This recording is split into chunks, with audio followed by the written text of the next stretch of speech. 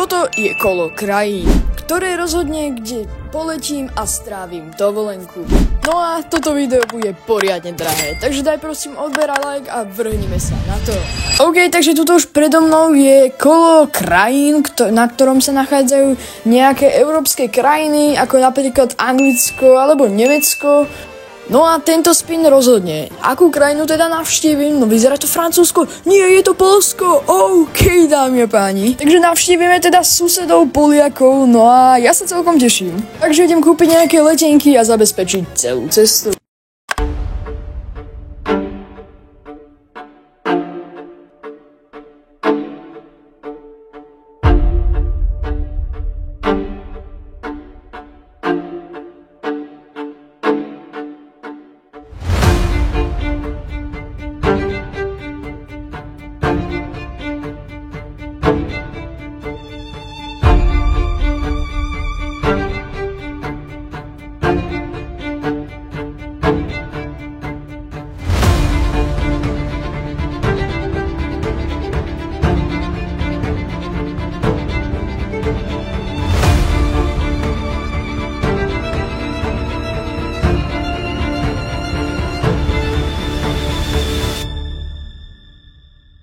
Takže dámy a páni, ja vás zdravím z tohto hotela vo Varšave bez žiadnych komplikácií, som sa sem úplne v pohode dostal.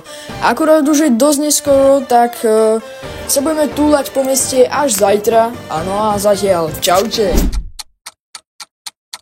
Takže guys, práve je 7 hodín ráno, nedávno som sa už aj naraňajkoval, no a teraz si ideme prejsť centrum Varšavy. Ako môžete vedieť, už sa tu prechádzam, počasie nám naozaj praje a actually je tu naozaj pekne. No a po pár hodinách prechádzania a spoznávania Varšavy som sa opäť presunul na Slovensko. Táto challenge ma popravde bavila, takže ak by ste chceli ešte nejakú ďalšiu časť s inými krajinami, dajte mi vedieť dole do komentárov. No a asi všetkých zaujíma, aká bola teda celková cena. Takže toto video ma stálo cez 400 €, takže budem rád, ak ma podporíš lajkom a odberom. No a zatiaľ čau.